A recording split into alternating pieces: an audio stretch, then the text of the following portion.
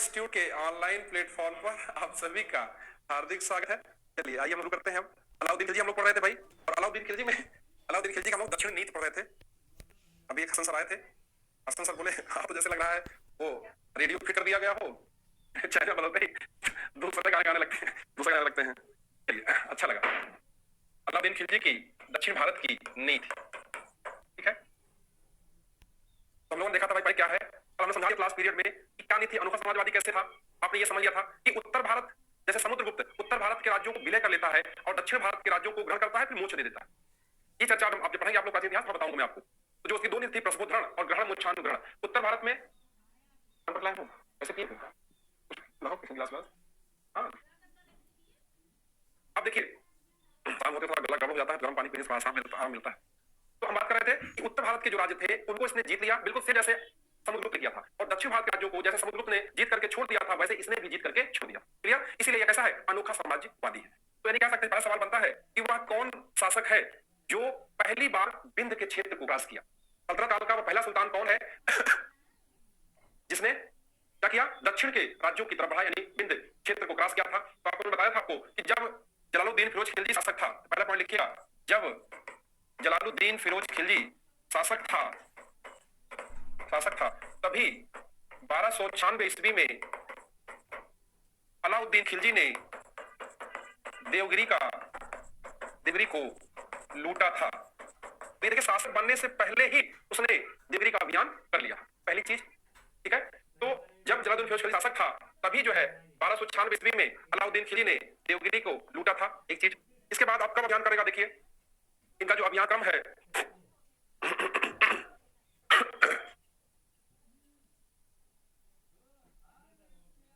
जलालुद्दीन फिरोज खिलजी शासक था तभी गया था, लूट आया था, वहां की संपत्ति को जानता था, ठीक है।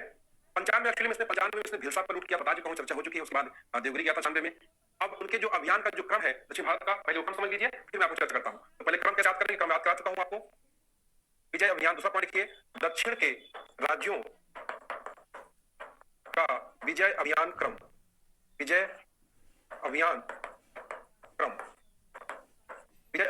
क्रम क्या है ये बताना है आपको। दक्षिण के राज्यों का विजय अभियान क्रम, ये चर्चा कर चुका हूं, बता चुका हूं, फिर बता रहा हूं, क्षेत्र और राजधानी भी बताऊंगा। क्लियर है?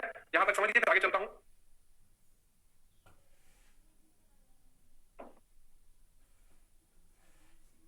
चलिए देखिए क्या क्रम था भाई, हम बताया था क्या भाई, द तेल हो पांडे, ठीक है। तो ये क्या है भाई, देवगिरी। इसकी राजधानी क्या है, यहाँ राजधानी लिख दीजिए। यहाँ पे ये पूछा जाता है, राजधानी बहुत ज्यादा पूछा ही नहीं जाता, बहुत ज्यादा कंफ्यूजन भी होता है। तो इसकी देवगिरी राजधानी है। तेलंगाना की जो राजधानी है वो है वारंगल। क्या है तेलंगाना में, क्या है, वारंगल। यह है तेलंगाना, ठीक। वैसल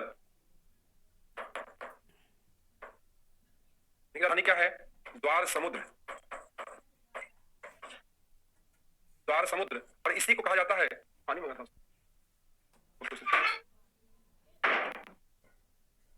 द्वार समुद्र हलेविड। ये बहुत इंपॉर्टेंट है, ये मिलान करने को पूछता है कि द्वार समुद्र और हलेविड, मतलब मिलान कर देगा कि द्वार समुद्र का मिलान करें, किससे मिलाएंगे आप, हलेविड। इसको हलेविड ही कहते हैं, द्वार समुद्र को, ठीक है। ये पांड कहां के थे भाई, मदुरा के थे। समझिए ये क्रम है राज्यों को जीतने का, द तेल हो पांडे, ठीक है।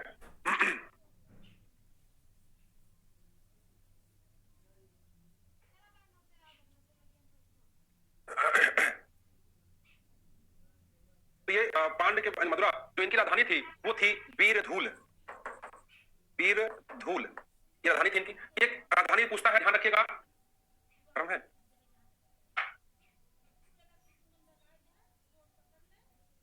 तो ये जो है आपका देवगिरी, तेलंगाना, वैसल और मदुरा, यही पांड्य के मदुरा थे यहाँ के। वैसे आप याद करिए क्रम, राजधानी देखिए देवगिरी का देवगिरी है, इनका वारंगल है, इनका द्वार समुद्र है, इनका बीरधूल है। अब यहाँ देखिए शासक लिख लीजिए, यहाँ लिख लीजिए शासक, एक साथ लिखेंगे तब चीजें और क्लियर रहती हैं।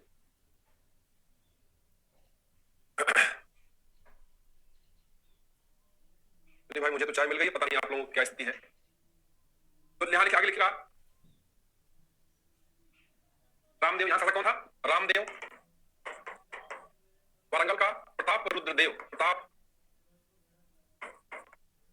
आगे लिख लीजिएगा प्रताप रुद्रदेव द्वितीय। चलिए लिख दे रहा हूं भाई, रुद्रदेव द्वितीय, प्रताप रुद्रदेव द्वितीय यहाँ का शासक था। यहाँ का जो शासक है वीर बल्लाल तृतीय, वीर बल्लाल तृतीय यहाँ का शासक है वीर बल्लाल तृतीय। और यहाँ का जो शासक है दो है, एक सुंदर पांड है, एक वीर पांड है।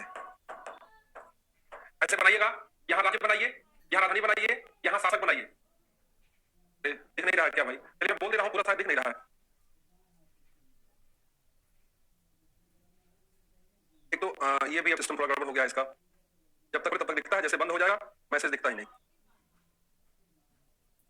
चलिए तो अब देवगिरी, तेलंगाना, वैसल, आपने देखा यहाँ पे शासक है रामदेव है, यहाँ प्रताप रुद्रदेव द्वितीय है, यहाँ वीर बल्लाल तृतीय है, और यहाँ सुंदर पांडे और वीर पांडे है।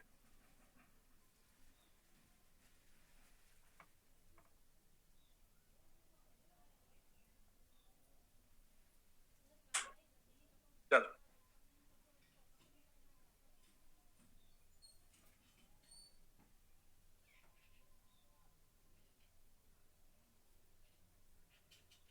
चले,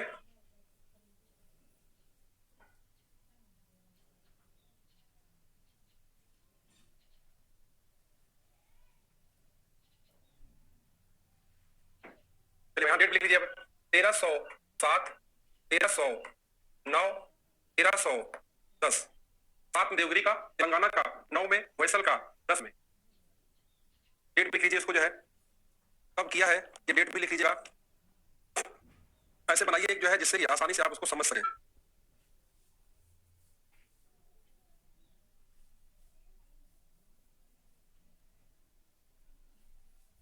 और इसका 1311, इनका 10-11 दोनों मिलता है। ठीक, क्लियर हो गया। क्षेत्र, इनको क्या क्या नाम दिया गया, किस राज्य में है, राजधानी, शासक और डेट। इस तरह से आप एक पेज बनाएंगे और यहाँ सवाल पूछा जाता है, उसको आप सॉल्व करेंगे फिर। ठीक, चलिए आप थोड़ी हम लोग एक के बारे में, ये तो एक पेज हो जाएगा जहां सामान्य चीजें पूछी जाती हैं। अब इसके बारे में डिटेल में जानिए क्या क्या चीजें आपको जाननी है। पहला ये देवगिरी अभियान, पहला देवगिरी अभियान कब हुआ? 1307। शासक कौन भाई?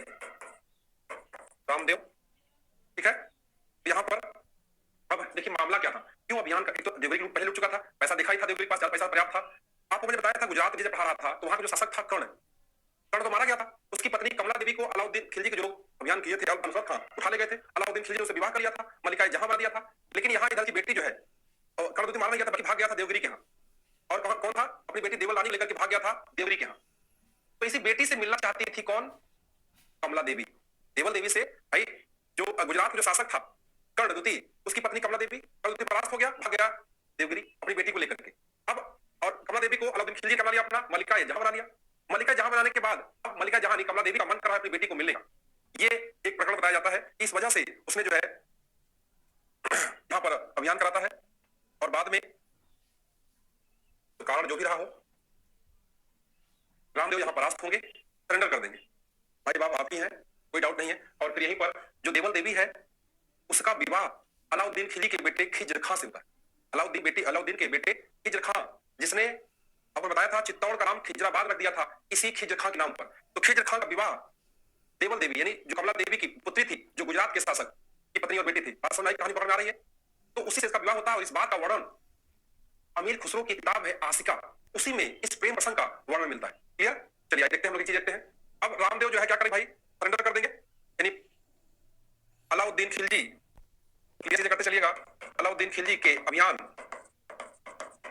पर रामदेव ने अधीनता स्वीकार कर ली, अधीनता स्वीकार कर ली। अभियान पर रामदेव ने अधीनता स्वीकार कर ली। जब अधीनता स्वीकार कर लेगा अलाउद्दीन ने उसको क्या कर दिया भाई, राय अधीनता स्वीकार कर ली, अधीनता स्वीकार कर ली।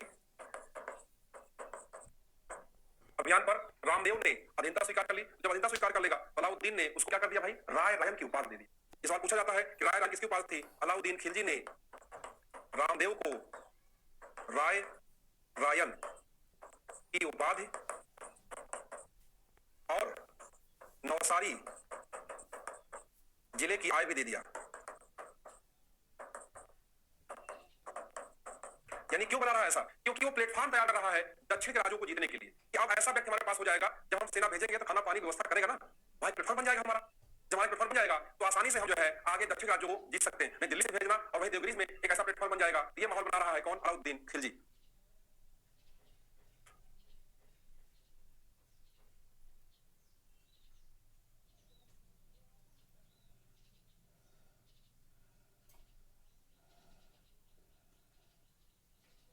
यहां तक बात समझ में आई?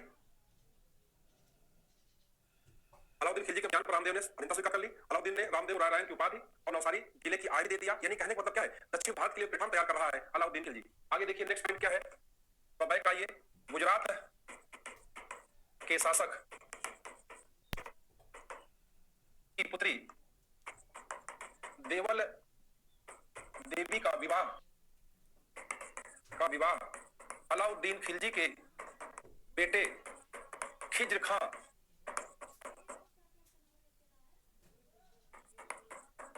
से कर दिया था। यानी गुजरात शासक की पुत्री देवल देवी का विवाह अलाउद्दीन खिलजी के बेटे खिज्र खां से हो गया था। क्लियर बात हुई? इसका वर्णन जो लोग अभी प्रैक्टिस में रहते हैं वो देखते होंगे। मैं 5-6 किताबें बार-बार नाम लेता हूं। खजाइन उल फुतूह, मिफ्ताह उल फुतूह, किरान उल सादिन, तुगलकनामा, नूर सिपहर, आसिका भी नाम लेता हूं बार-बार। इसी आसिका किताब में अलाउद्दीन खिलजी के बेटे यानी खिज्र खां और गुजरात के शासक की पुत्री देवल देवी के प्रेम प्रसंग का वर्णन मिलता है। आगे इसका वर्णन अमीर खुसरो की कृति आसिका में मिलता है। क्लियर? इसका वर्णन अमीर खुसरो कृति आसिका में मिलता है। इस विवाह का वर्णन देवल देवी कौन है? गुजरात के शासक की बेटी। खिज्र खां कौन है? अलाउद्दीन खिलजी का बेटा। क्लियर हो बात यहां तक? आगे चले, एक पॉइंट समझते चलिए। हाँ, क्योंकि यहाँ सवाल बनता है इसलिए कोई डाउट ना आए, चाहे जैसा सवाल पूछे आप लगा लें। अब आगे चलते हैं हम लोग जो है तेलंगाना 1309 ईस्वी। 1300 तेलंगाना द तेल हो पाड़े तेलंगाना डेट 1309 ईस्वी। 1309 ईस्वी तेलंगाना। राजधानी क्या है इनकी भाई? राजधानी क्या है? वारंगल। शासक कौन है? प्रताप रुद्रदेव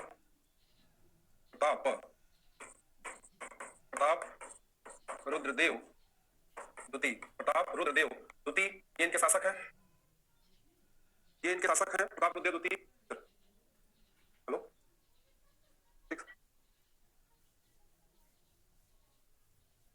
ये शासक है प्रताप रुद्रदेव द्वितीय। ठीक है, यहाँ के राजधानी हो गई आपकी वारंगल। ये 2 पॉइंट नोट करिए।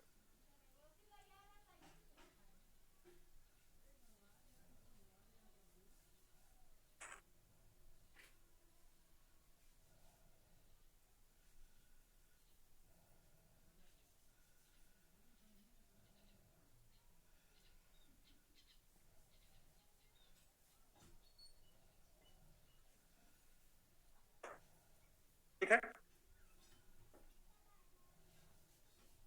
और अब जो है ये शासक हो गए और वंश क्या है इनका? वंश है इनका काकतीय वंश। यह वंश कौन सा? ये काकतीय वंश था।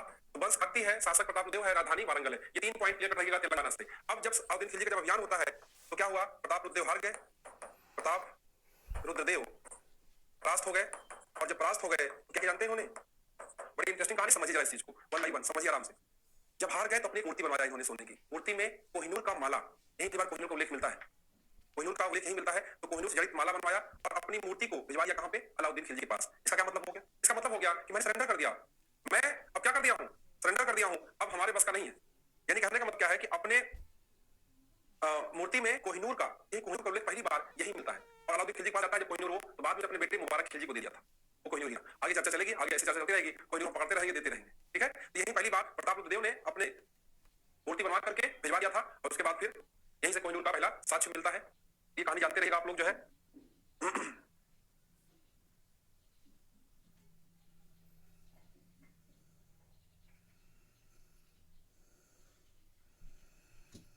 ठीक है, इसमें क्या क्या समस्या आता है? कहां के शासक ने अपनी मूर्ति बनवा करके अलाउद्दीन खिलजी के दरबार में भेज दिया था? तो कहां के शासक ने भैया? वारंगल या काकती वंश या किस वंश का पूछे तो काकती वंश। राजधानी किसका? वारंगल। समाज कौन है? तेलंगाना। ठीक है, दिहाली के लिए परास्त हो गया था और अपनी सोने की मूर्ति जिसमें कोहिनूर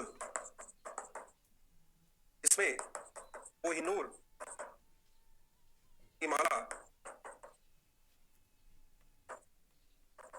लगी थी अलाउद्दीन खिलजी के पास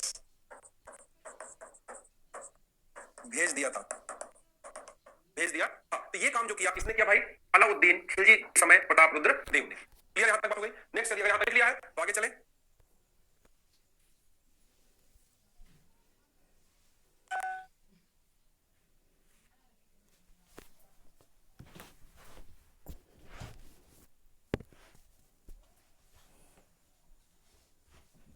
आप लोग कोई कमेंट नहीं आ रहा, सब समझ में आ रहा भाई लोग?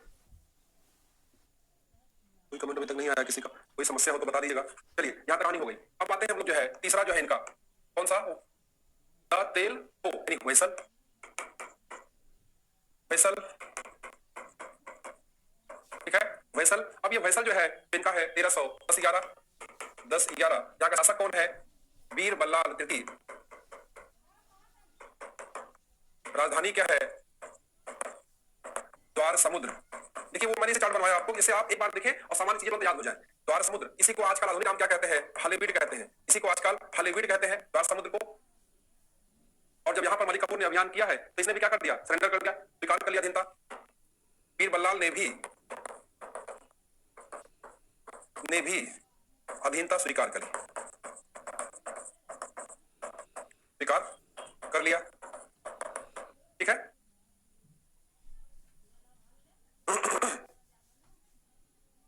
चलिए, तो वैसल हो गया। नेक्स्ट लिखिएगा चौथा, पांड्य। चौथा क्या लिखेंगे आप लोग? पांड्य। तो पांड्य का जो लिखा है आपने शासक कौन है देखिए यहाँ पे, राजधानी जान लीजिए इनका। राजधानी क्या है? मदुरा। शासक कौन है यहाँ पे? दो शासक है, सुंदर पांड्य और वीर पांड्य। अब जरा देखिए कहानी, जरा देखिएगा। तो सुंदर पांड्य ये जो था, सुंदर पांड्य ये अलाउद्दीन खिलजी की तरफ मिल गया, स्वीकार कर लिया भाई, ठीक है। दो भाई थे, लेकिन वीर पांड्य अंतिम समय तक संघर्ष करता रहा, कभी भी अलाउद्दीन खिलजी की अधीनता स्वीकार नहीं किया। सवाल पूछा जाता है कि दक्षिण भारत का कौन सा राज्य था जिसने अलाउद्दीन खिलजी की अधीनता स्वीकार नहीं की? तो कौन था? पांड्य। तो पांड्य भी कौन? वीर पांड्य। अरे भाई, वीर होगा वही स्वीकार नहीं करना, बस ऐसे याद रखिए। तो वीर पांड्य ने, ये तो अलाउद्दीन खिलजी की तरफ मिल गया था, और ये जो है आपका वीर पांड्य अलाउद्दीन खिलजी की तरफ मिल गया था। और जो वीर पांड्य है अंतिम समय तक अलाउद्दीन खिलजी से, अंतिम समय तक अलाउद्दीन खिलजी की अधीनता स्वीकार नहीं किया था, अधीनता स्वीकार नहीं किया था, ठीक है। तो पांड्यों में आपने देखा राजधानी मथुरा है, शासक सुंदर पांड्य, वीर पांड्य। सुंदर पांड्य अलाउद्दीन खिलजी की तरफ मिल गया था, वीर पांड्य अंतिम समय तक अलाउद्दीन खिलजी का स्वीकार नहीं किया था। यही सवाल पूछा जाता है, ये सवाल बार बार पूछा जाता है, ध्यान रखिएगा।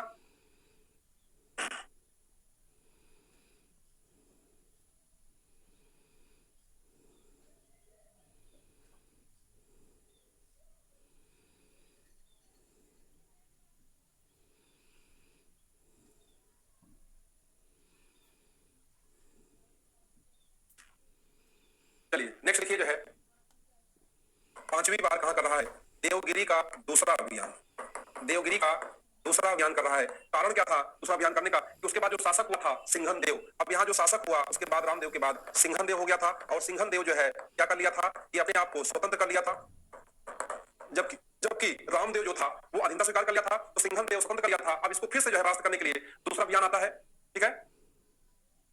यहाँ पर दूसरा अभियान क्या करेगा? कौन? मलिक कफूर, और इसको परास्त करके मार डालेगा, यानी सिंघन देव को मार दिया। चलिए यहाँ देखिए जो है ये कब हुआ था कहानी? 1312-13 में देवगिरी का अभियान हुआ, यानी दो बार अभियान हुआ है, यानी कल ये 3 बार हो गया। एक 1296 में जब शासक नहीं बना था, शासक बना 1307 में, और उसके बाद फिर जो आपका 1312-13 में तो सिंघन देव मारा गया।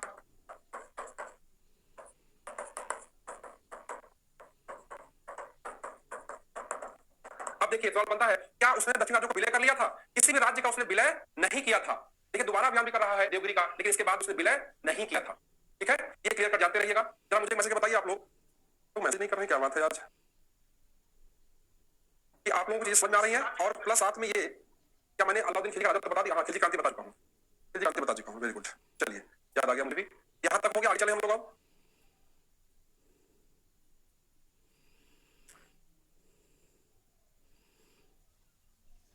आइए उसके सुधार देखते हैं, अलाउद्दीन खिलजी ने क्या सुधार किया है उसकी बात कर लेते हैं हम लोग। जरा आप लोगों का मैसेज आज नहीं आ रहा है, फिर से रिफ्रेश करना पड़ेगा।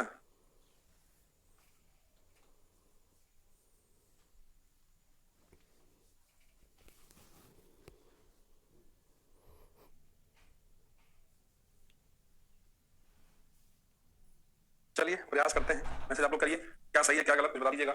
चलिए, अलाउद्दीन खिलजी के सुधार, अलाउद्दीन खिलजी के सुधार, अलाउद्दीन खिलजी के सुधार, अलाउद्दीन खिलजी के सुधार, ठीक है, अलाउद्दीन खिलजी के सुधार, ये चर्चा करनी है। अब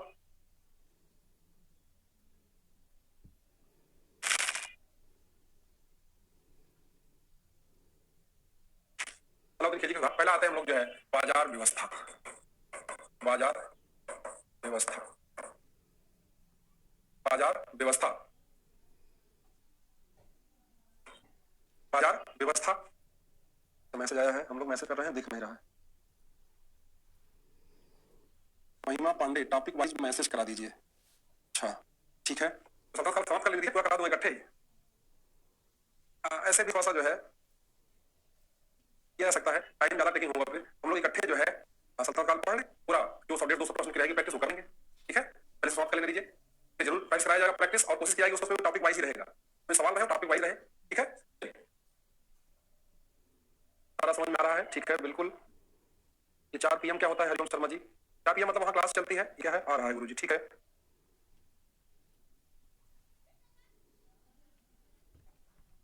उत्तर भारत बता ही दिया था मैंने, दक्षिण भारत में मलिक कफूर था, दक्षिण भारत में मलिक कफूर जो है उसने नेतृत्व करा उसके युद्धों का, ठीक है। मलिक कफूर जो एक हिजड़ा था और जिसकी प्राप्ति अलाउद्दीन खिलजी ने गुजरात विजय के समय किया था, मतलब जब गुजरात विजय किया गया था उसी समय मलिक कफूर नामक एक हिजड़ा था जिसको बाद में दिल्ली लाया गया था, फिर आगे जाकर के वो दक्षिण भारत में युद्ध का नेतृत्व करता है, ठीक है। लिख लीजिएगा इसको। चलिए अब देखिए इसकी बाजार व्यवस्था।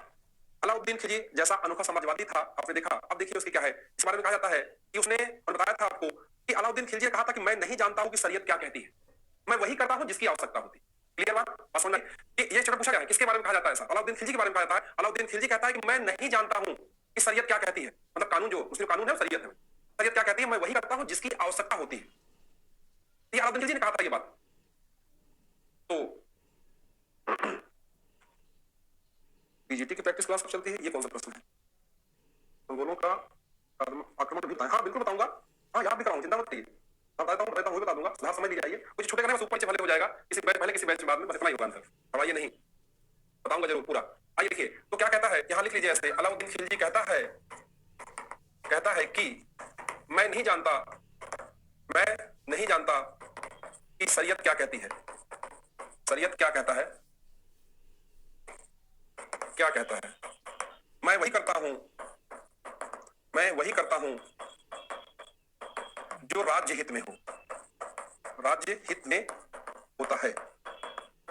इसने कहा भाई अलाउद्दीन खिलजी कहा ये बात कि मैं नहीं जानता हूं शरीयत क्या कहता है, मैं वही करता हूं जो राज्य हित में होता है। जरा देखिए इसकी बाजार व्यवस्था क्या है, यही बोलते हैं इसको पीडीएस सिस्टम, जैसे आज आप लोग देखते हैं कोटा वाला सिस्टम, पीडीएस सिस्टम।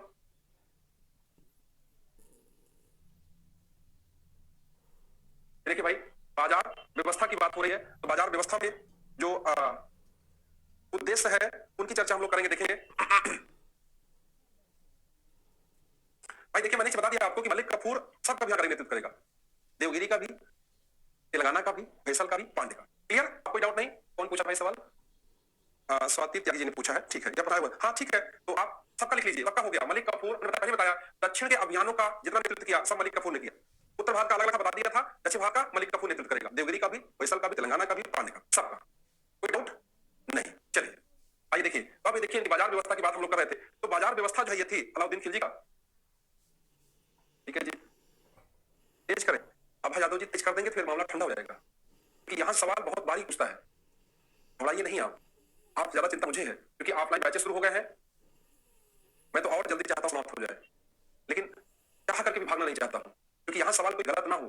एक चार्ट बनवा रहा हूं ना बनवाता, वो इसीलिए कि यहां सवाल पूछा जा रहा है, ठीक है, और फिर अलग अलग बता रहा हूं, टाइम मेरा भी किल हो रहा है, लेकिन इसलिए बता रहा हूं कि एक पेज में रहेगा तो आप तुरंत देख लेंगे, दातिल हो पांडे, ये राजधानी है, ये शासक है, ये क्रम है, अलाउद्दीन मलिक कफूर सबका नेतृत्व करता है, हो गया। चलिए आइए तो पीडीएस के बारे में है, अब तो पीडीएस सिस्टम के बारे में जानकारी कहां मिलती है, इस बाजार व्यवस्था के बारे में ये पहले देखिए, क्या स्रोत है इसका, बाजार व्यवस्था के बारे में कौन कौन कहता है, ये देखिए। तो है बर्नी की तारीख ए फिरोज शाही, बर्नी किताब है तारीख ए फिरोज शाही, तारीख ए फिरोज शाही, ठीक है, तारीख ए फिरोज शाही। इसके बाद अमीर खुसरो और इब्न बतूता, इब्न बतूता भी कहता है, इब्न बतूता किताब का नाम क्या है, रहला, क्या नाम है? रहला, ये अती था मोरक्को का, तो एमबीटी के समय आया है, मोहम्मद बिन तुगलक के समय में। रहला अमीर खुसरो का खजाइन उल फुतूह, खजाइन उल फुतूह। हम लोग जिस पढ़े हैं मेडावल इंडिया जैसे हमने पढ़ा था, 15 दिन सिर्फ केवल गजनी और घुरी पढ़ा है सर। 15 दिन, हम तो 2 या 3 दिन पाए होंगे शायद, 2 दिन। 15 दिन केवल गजनी और घुरी पढ़ा है। चिंता मत करिए, तो बहुत सारी चीजों को जो है चलिए, ये क्या हो गया? बाजार व्यवस्था के स्रोत हो गए, बरनी, अमीर खुसरो एंड इब्न बतूता। ठीक। अब इसका उद्देश्य क्या था? इस व्यवस्था का उद्देश्य क्या था? ये जो व्यवस्था जो लाई गई है, इसका उद्देश्य क्या था? इसके बारे में कौन क्या कहता है, ये देखिए। इसे आपके यहां स्रोत हो गए, तो बरनी क्या कहेंगे इसके बारे में, और अमीर खुसरो क्या कहेंगे? उद्देश्य क्या है? उद्देश्य बरनी कहते हैं कि कोष पर अतिरिक्त बोझ डाले बिना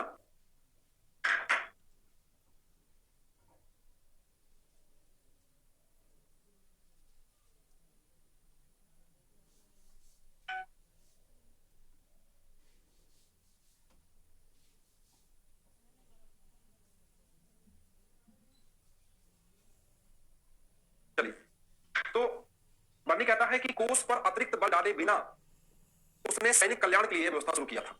कौन कह रहा है भाई? देखिए, किसके लिए है? बर्नी किसको कह रहा है? सेना के लिए। क्लियर हुआ बात? याद कैसे करेंगे? जो कहते नहीं, जो जल भर रहे हैं, मतलब सेना क्या कर रही है भाई साहब के यहाँ? कैंटीन सुविधा किसके लिए? कैंटीन सुविधा सिर्फ और सिर्फ किसके लिए? फौजियों के लिए, और किसी के लिए नहीं है ना। मतलब जो जर बढ़ रहे हैं, मतलब जो जर बढ़ रहे हैं, बर्नी कहता है ये व्यवस्था के लिए थी, ये सेना के लिए थी। क्लियर? और अमीर खुसरो कहता है आम प्रजा के लिए, आम प्रजा के लिए भी थी ये व्यवस्था। मतलब ये कहते हैं सेना के लिए थी, और ये कहते हैं आम प्रजा के लिए भी थी। ठीक है, ये हो गया बर्नी और अमीर खुसरो। याद कैसे करेंगे? जो जर बढ़ रहे हैं देश के लिए, सैनिकों के लिए, तो सेना के लिए बर्नी, आम प्रजा के लिए अमीर खुसरो। ठीक है, अब प्रश्न उठता है यह कहां, किस क्षेत्र में लागू थी? नेक्स्ट पॉइंट आइए, कहां लागू थी? 2 बातें होगी, क्या दिल्ली में केवल लागू थी या पूरे क्षेत्र में लागू थी? वही प्रश्न हुआ ना, ये जो पीडीएस सिस्टम था, क्या उसके पूरे साम्राज्य में लागू थी या केवल कुछ क्षेत्र में ही लागू थी?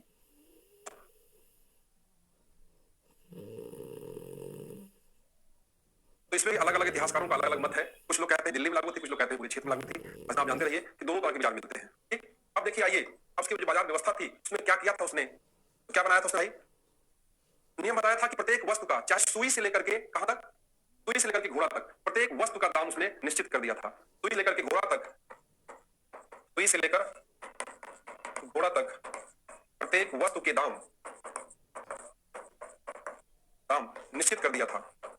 मतलब क्या है? आप अपने से दाम घटा बढ़ा नहीं सकते हैं, आप मनमानी नहीं कर सकते हैं। ऐसी व्यवस्था किया था इसने भाई, अलाउद्दीन खिलजी ने।